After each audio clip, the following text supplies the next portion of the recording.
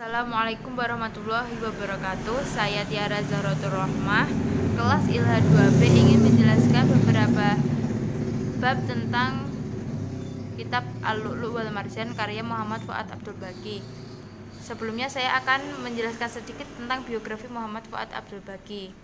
Muhammad Fuad Abdul Baqi adalah seorang sarjana Islam yang produktif di Mesir, seorang penyair dan penerjemah dari Prancis dan Inggris. Beliau menulis dan menyusun banyak buku yang berkaitan dengan Al-Quran dan Sunnah, termasuk indeks yang memberikan pembaca akses ke hadis Nabi Muhammad SAW. Beliau lahir pada bulan Maret tahun 1882 di Kalkobiyah, Mesir. Beliau meninggal pada bulan 2 Februari tahun 1968 di Kairo, Mesir. Selanjutnya saya akan menjelaskan tentang bab keutamaan tahlil, tasbih dan doa.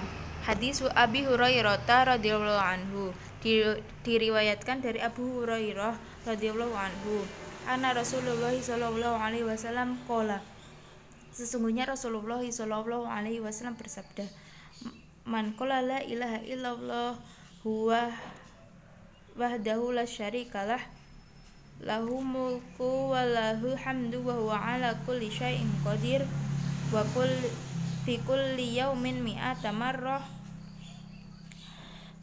Barang siapa yang mengucapkan tidak ada ilah yang berhak diibadahi selain Allah yang Maha Esa, tidak ada sekutu baginya, miliknya seluruh kerajaan dan miliknya segala puji, dan dia Maha Kuasa atas segala sesuatu, setiap hari 100 kali, kanat lahu adla asri riqabin, maka baginya pahala seperti membebaskan 10 orang hamba sahaya. Wa kutibat lahu mi'atu hasanatin, dituliskan baginya 100 kebaikan. Wa muhiyat anhu mi'atu sayiatin, dihapus darinya 100 kejelekan. Wa kanat lahu hirzan minasyaitani yaumahu dzalik, dan baginya penjagaan dari setan siang harinya sampai sore hari. Hatta yumsiya wa lam ya'ti ahadun bi afdali mimma ja'a bihi illa ahadun amila aktsara min dzalik, dan seorang tidak mati dengan membawa yang paling utama kecuali seorang yang melakukan lebih dari itu. Penjelasan Imam An-Nawawi berkata, zahir hadis yang mutlak ini menerangkan bahwa pahala yang disebutkan termasuk dapat memperoleh oleh orang yang mengucapkan tahlil tersebut 100 kali dalam satu hari, baik diucapkannya berturut-turut atau terpisah-pisah di tempat yang berbeda, atau sebagian diucapkan di pagi hari dan sebagiannya di sore hari. Namun yang paling utama adalah melakukannya secara berturut-turut sekaligus di pagi hari agar menjadi pelindung di seluruh siangnya. Dan berikutnya hadis yang kedua, hadis Abi Hurairah radhiyallahu anhu, diriwayatkan dari Abi Hurairah radhiyallahu anhu, anna Rasulullah sallallahu alaihi wasallam qala, sesungguhnya Rasulullah sallallahu alaihi wasallam bersabda, man qala subhanallahi wa bihamdihi fi kulli yaumin mi'ata marrah, maka barang siapa yang mengucapkan maha suci Allah dan dengan memujinya sehari 100 kali, hutat khatayathu wa inkan misla zabadil bahri, terhapuslah kesalahannya walaupun sebanyak buih di lautan.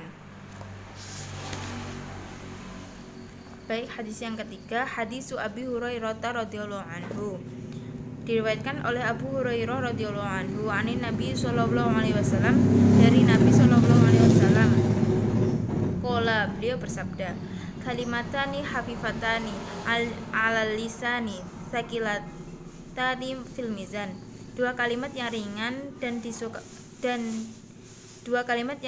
di lisan namun berat di mizan atau timbangan amal, dan disukai oleh Allah yang Maha Penyayang. habibatani ilar rahmani, dan disukai oleh Allah yang Maha Penyayang. Subhanallahil azim, subhanallahi wa bihamdi. Maha suci Allah yang Maha Agung, Maha suci Allah dengan memujinya. Penjelasan Al-Hafidz Ibnu Hajar dalam Fathul Bari berkata, At-Tibi berkata, dalam hadis ini terdapat dorongan untuk terus-menerus melakukan zikir ini dan anjuran untuk terus menjaganya, karena seluruh takrib itu berat untuk dilakukan, sedangkan yang ini mudah. Namun walaupun mudah, ia dapat memberatkan timbangan amal sebagaimana amal-amal yang berat, maka tidak seharusnya zikir ini sedikit dilakukan. Berikutnya saya akan menjelaskan tentang bab disunahkannya merendahkan suara ketika berzikir. Hadis Abi Musa al-Asy'ari radhiyallahu anhu, diriwayatkan dari Abu Musa al-Asy'ari radhiyallahu anhu. Qala, ia berkata, Lama ghaza Rasulullah sallallahu alaihi wasallam Khaybar au qala.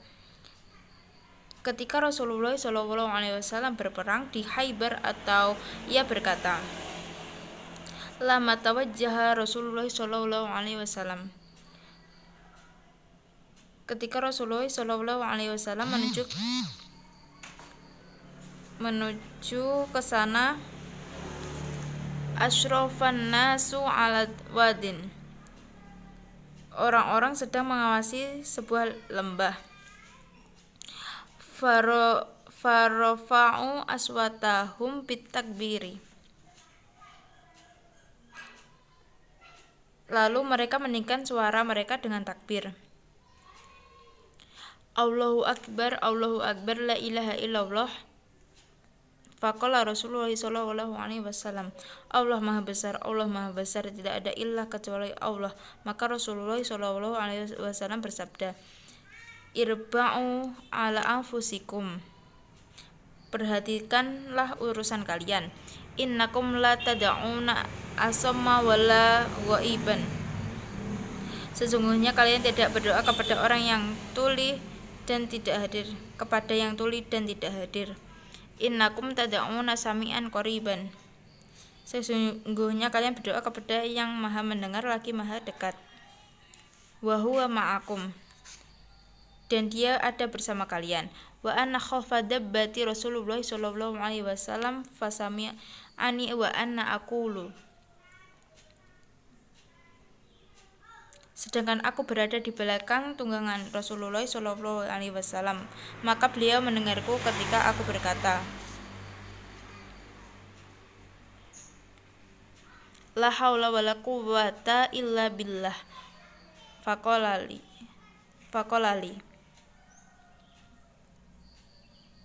Tidak ada upaya dan kekuatan kecuali bersama Allah. Maka beliau bersabda kepadaku, Ya Abdullah bin Qaisin, wahai Abdullah bin Qais,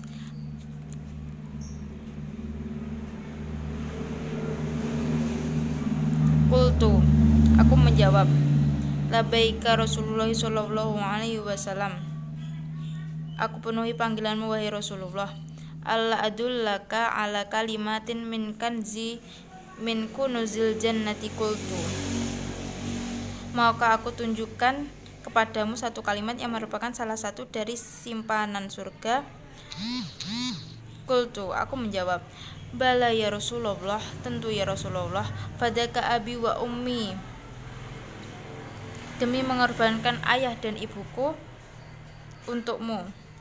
Qala, beliau bersabda, La haula wala quwwata illa billah. Tidak ada upaya dan kekuatan kecuali bersama Allah.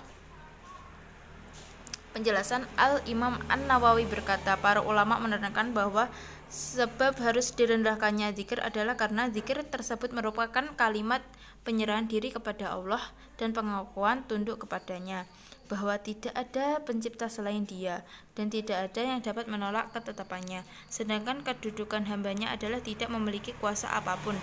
Adapun yang dimaksud dengan simpanan di sini adalah pahala yang disimpan di surga, dan ia adalah pahala yang sangat berharga.